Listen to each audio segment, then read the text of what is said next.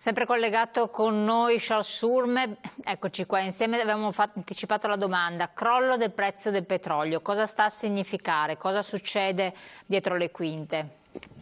Ma guarda, quella è stata veramente una batosta non In che indifferente, perché senso Batosta? appunto, Cioè, spieghiamo ma bene perché per noi è una fortuna, per quanto sì, ci no, no, troviamo. no, no, ma certo per l'Occidente sicuramente è una fortuna il fatto perché poi insomma il prezzo anche del petrolio, siccome vengono fatti, è una specie di borsa Sì. che viene in pratica, si gioca, ma purtroppo spesso il gioco è molto sporco.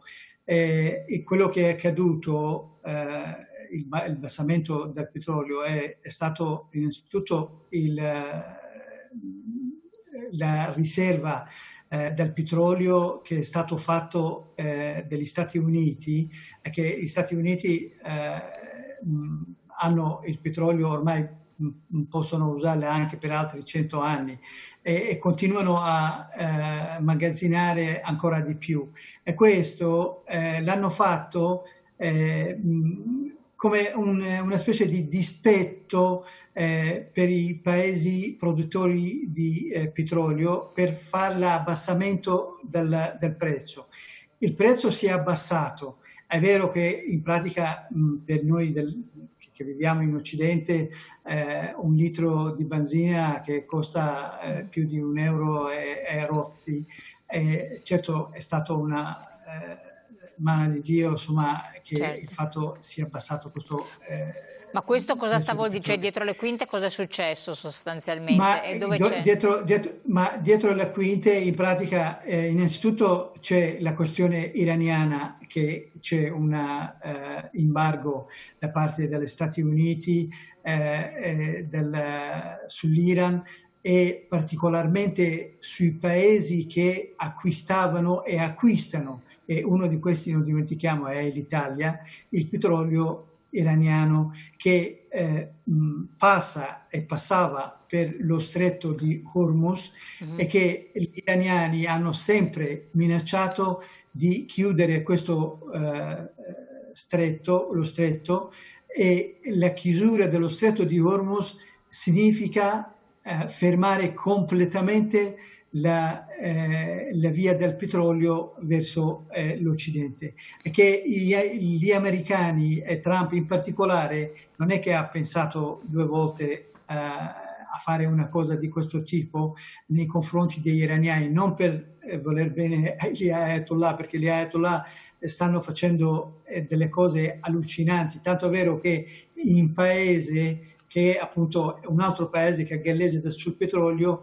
se sicuramente i telespettatori si ricorderanno, mesi fa c'è stato in Iran delle manifestazioni proprio per aumento del prezzo di petrolio, che in un paese appunto No, ma il è vero, petrolio però gli non Stati Uniti si manca. sono resi autonomi, quindi hanno detto vabbè, noi ci provvediamo da noi, non abbiamo più bisogno del vostro petrolio, chiudete quel che volete, e questi si sono trovati che con semplicizzando al massimo un eccesso di petrolio, hanno fatto i furbi, adesso se Sì, ne trovano tanto e non riescono a sì, piazzarlo, con una minore sì, richiesta, perché poi con una è minore che richiesta mondiale, no? no, no, no, ma infatti il discorso è che in tutto questo, quello che ha quello che ha guadagnato, guarda caso, è la Cina. Il fatto perché la Cina, essendo uno dei maggiori compratori del petrolio del Medio Oriente e particolarmente dall'Iran e dall'Arabia Saudita, che fra l'altro sono due paesi, l'Iran e l'Arabia Saudita non sono mai andati d'accordo, e in pratica con un prezzo stracciato. E in questo momento, proprio questa notizia che non ho trovato neanche sui giornali, l'Arabia Saudita da 4 giorni in pratica ha cercato di aumentare, anzi scusami, di diminuire il prodotto in pratica di petrolio, diminuendo questo, se c'è la domanda e l'offerta è meno, sicuramente il prezzo si alza. Allora sta si sta rialzando di nuovo il prezzo di petrolio. E che questi giochi che vengono fatti, ma vengono fatti soltanto sulla pelle della povera gente, perché pensare che ci sono dei paesi che, per esempio, Libano, sono da diversi mesi i dipendenti pubblici non prendono lo stipendio, per esempio. Perché? Perché il finanziamento è quello che veniva da parte degli altri paesi arabi, che è venuto a mancare nei confronti certo, però diciamo che bisogna vedere quanto convenga questo gioco del petrolio, perché allo stato attuale con per esempio i voli fermi, le compagnie aeree ferme, mi sa che è un gioco un po', vabbè, gli Stati Uniti autonomi, con le compagnie aeree ferme, la Cina che sta provvedendo comunque anche per altre vie a quanto sembra. No, infatti tu hai detto bene, quello che rimette veramente è l'Occidente. Anche su questo punto, per esempio, io non ho sentito, non ho letto una attenzione particolare dell'Unione Europea che dica ma questo gioco passa sulla nostra testa in pratica, va bene per un periodo, il prezzo viene giù, ma anche se qui bisogna fare discussioni molto, perché non per niente gli italiani vanno in Svizzera a fare il pieno e tornano indietro, perché uno si dice ma scusa, perché in Svizzera costa meno ma in Italia costa di più? Le accise. Anche qui è legato alle accise che ci sono certo. dal governo italiano, perciò il discorso è che non c'è l'attenzione, perché se ci fosse l'unità, perché si è dimostrata, Elena, io lo dico con molta amarezza, io non sono nato in Europa, ma sono veramente europeista, in senso che i padri fondatori dell'Europa hanno fatto questa Europa con l'intento di pace, di serenità e di convivenza civile tra tutti i popoli europei, cosa che purtroppo questo non è ma lo so, ma sappiamo che gli perché... intenti originari dopo alla fine prendono altre vie, quando poi ci sono interessi di stati diversi, interessi politici e anche economici. Ti faccio un'altra domanda, c'era la questione un po' che volevo chiederti di questo rilascio di Silvia Romano, come viene interpretato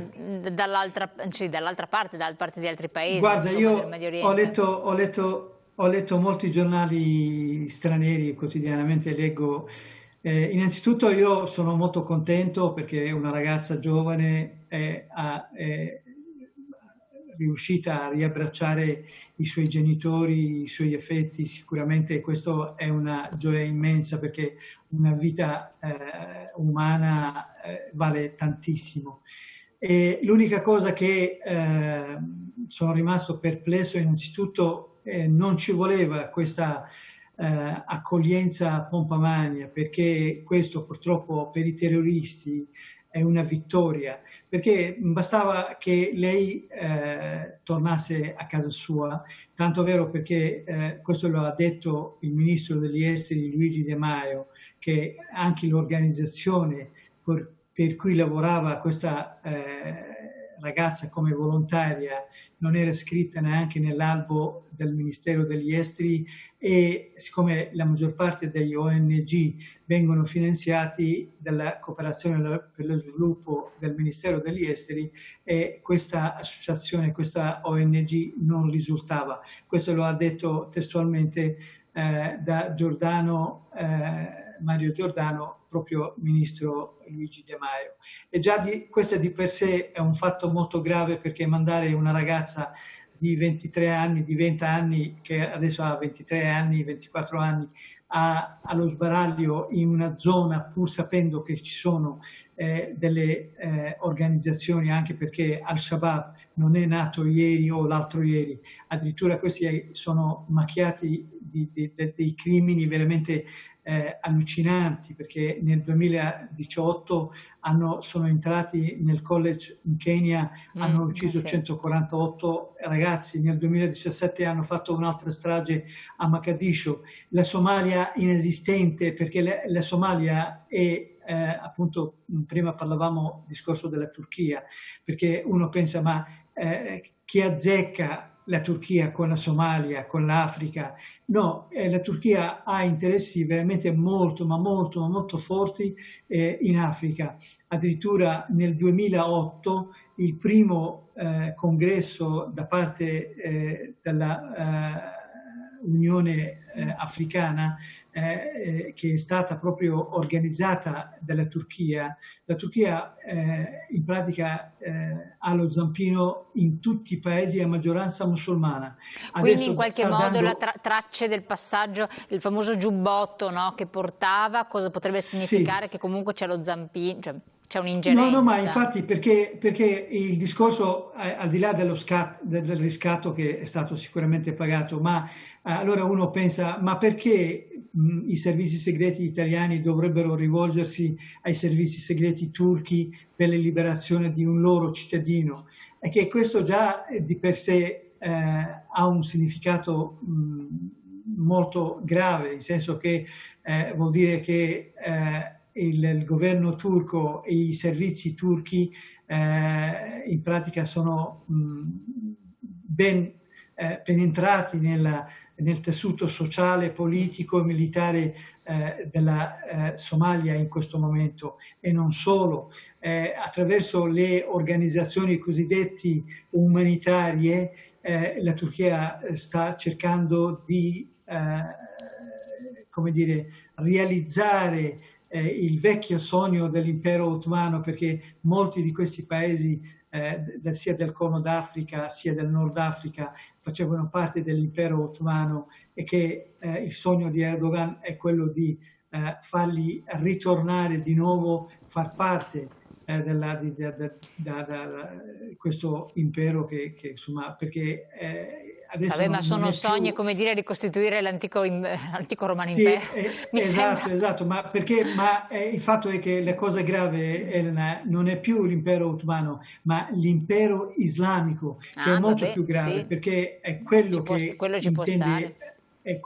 intende a fare, perché basterebbe, io quello che temo è il ricatto nei confronti dell'Italia da parte della Turchia, particolarmente sulla situazione libica, perché la Turchia non fa niente per non avere un ritorno. Sicuramente se ha dato una mano ai servizi di segreti E ci italiani, sarà un contraccambio da qualche l'intelligence parte. italiana, ci sarà sicuramente un contraccambio, e questo a me dispiace tanto, perché quello che sta succedendo in Libia, che noi non sentiamo più, che sono due passi da noi, ma proprio ieri e l'altro ieri ci sono stati attacchi da parte del governo riconosciuto ad Haftar. Haftar, il generale ribelle, lo fa altrettanto. Quindi ci sono stati bombardamenti sostanzialmente. Esattamente, sono bombardamenti, Sulle. e ci sono i zampini da parte dei paesi, perché l'Egitto, che è anti-fratelli musulmani, aiuta il generale Haftar, e la Turchia invece appoggia il governo cosiddetto riconosciuto internazionalmente. Perfetto. Vedi, Elena, È difficile sempre perché io cerco di farti le domande, ma bisogna essere molto molto semplici, perché le persone altrimenti non riescono a seguire tutti i passaggi che tu certo, invece dai per scontato che tutti conoscano bene, ma io immagino il telespettatore hanno difficoltà. Noi però no, siamo ma giunti al termine, quindi ti posso farti fare solo una battuta di chiusura e parleremo una prossima volta. Hai in uscita un certo. libro, il tuo libro autobiografico, vero? Sì, sì, è uscito proprio una quindicina, una ventina di Eccolo giorni qua, stiamo fa. vedendo appunto la copertina, Esatto, Essere curdo. essere curdo, sì, essere curdo. Questo oltre parla della storia del genocidio, dei vari genocidi che il popolo curdo, il mio popolo, che ha subito, e una parte, seconda parte invece è autobiografica. In pratica parla della mia vita, delle persone che hanno vissuto intorno a me fino all'età di 17 anni che io ho vissuto in Kurdistan. È stata, credimi, molto dura tirar fuori tutta la sofferenza che io avevo vissuto, perché anche ben sai Immagino. che la memoria dell'infanzia No, è difficile, infatti, non è una cosa. Sei stato, infatti, ho detto prima, sei stato veramente bravo, deve essere anche un qualcosa di catartico in certo qual modo, almeno speriamo che possa esserlo. Guarda, Charles, con la promessa che ci rivedremo, a un certo punto avremo anche l'occasione, magari fisicamente qua in studio, sperando che le cose possano procedere al meglio, quindi anche raccontando dei capitoli di storia vissuta, quindi magari con degli esempi concreti si riesce a percorrere una storia di un paese oltre che una storia di famiglie, perché non solo la tua famiglia direttamente, ma altre famiglie. Io ti ringrazio, noi dobbiamo correre in pubblicità perché il tempo letteralmente vola. Grazie di averci portato in altre realtà, che è molto importante conoscere con gli occhi di chi vive da entrambe le parti. Quindi, ringraziando il nostro interlocutore Charles Schurme, giornalista curdo, io vi lascio alla pubblicità, ma poi ritorniamo insieme perché la trasmissione continua con altre interviste. Grazie.